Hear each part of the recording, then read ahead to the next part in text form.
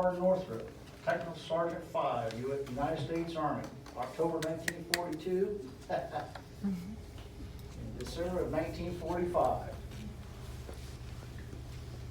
Today you're setting forth on a journey of great importance. You do not know your destination. You do not know how long you will be gone, but you do know that it is your high purpose to serve your country in this time of greatest need. And you do know, and I know, that you will steadfastly devote yourselves to that purpose until victory is won. These were the words spoken on the Peoria County Courthouse steps on October 1st, 1942, by former Caterpillar Tractor Company President L.B. Neuenmiller. This was a farewell speech for nearly 200 brave men of the 497th Engineering Heavy Shop Company who were being sent halfway around the world to the Burmese jungles. In 1937, the Japanese had invaded China. In 1942, they had seized control of the Burma Road, a vital 700-mile land route from Burma to China. Caterpillar dozers and tractors were already being sent to this region, and with the need for a new overland route, the Army Corps of Engineers called upon Caterpillar to form the 497th Engineer Heavy Shop Company.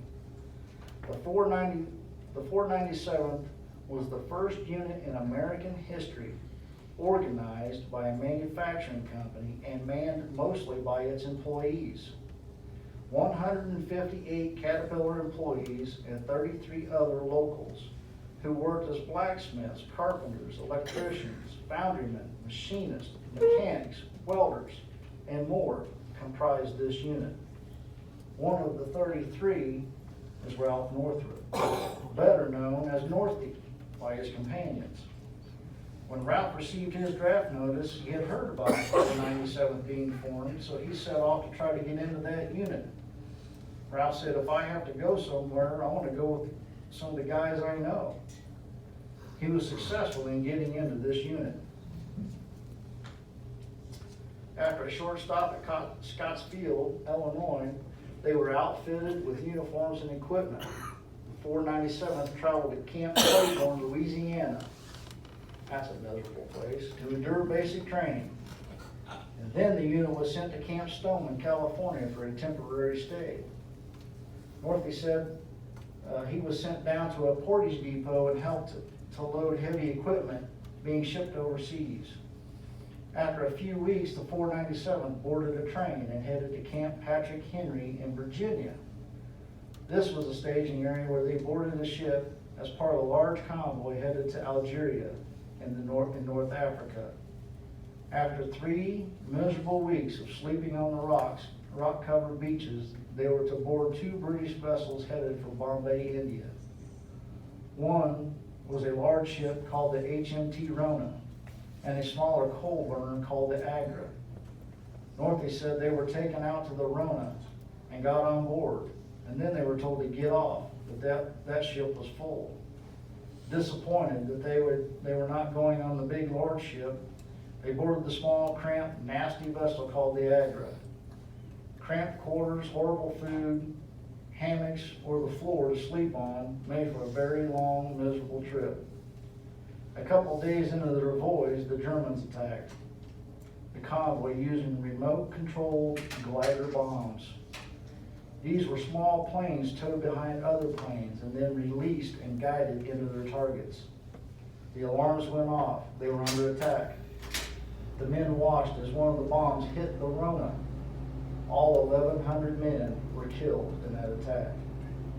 To this day, that attack constitutes the largest loss of American troops at sea in a single incident. Lucky for him, the ship was full and he got off. Finally, after 21 days at sea, across the Atlantic, Mediterranean, through the Suez Canal, the Red Sea, and the Arabian Sea, they made it to India, docking in Bombay. Now by train, for 9 starving days, they made it to a base camp on the northeast coast near Calcutta. After ringing in the New Year there, the 497th crossed the border into Burma to begin the laborious 20 months of constructing the Lato Road. The 497th settled in at mile marker 103, and there they hacked out of the jungle Little Peoria, their base camp of operations. The men constructed living quarters and a maintenance station for the D7 and D8 bulldozers, the motor graders, and other equipment. Sergeant Northrup said that he had some great men in his unit who could build or make anything. They constructed 1,079 miles of road, excavated out of the jungle mountains, and laid pipelines to carry gas and diesel fuel to pumping stations along the way. They hauled and moved gravel to stabilize the road. These men built 700 bridges, and all of this was done in a place where the terrain and Mother Nature are not on your side. Monsoons, mudslides, downed trees, unstable soil, steep mountain jungle terrain, malaria, typhus, wild boars, tigers, creepy crawlers, and plants that all they want to do is stick you or cut you. There were a lot of things working against them, but they handled it, each and every challenge. Brigadier General Louis A. Pick described this feat as the toughest job ever given to a U.S. Army engineer in wartime. Not everything at Little Peoria, the name of the base camp that these men lived at, was bad. These men remembered home by constructing street signs that read Monroe Street, Hamilton Boulevard, and businesses like the Foss Club and the Sheridan Inn and Bugler Home.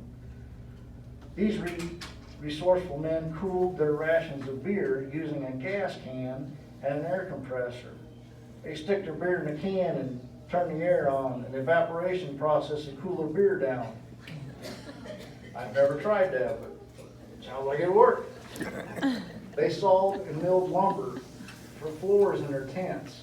They had diesel generators to make electricity for their chow hall and tents and the machine shop that they constructed. They had hot and cold water for their shower house. Technical Sergeant Northrup told me he caught some of the biggest fish he had ever seen in the Burmese rivers. Of course, he had a little help with the use of dynamite.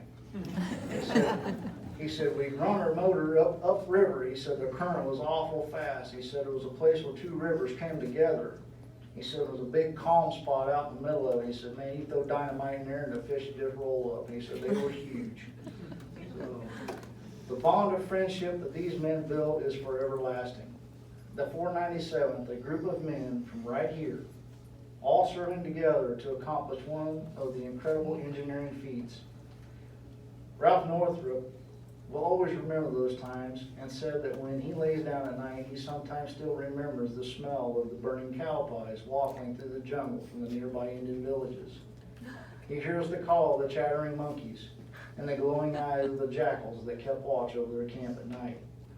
He's a proud American Army veteran who knows that there is no place like home.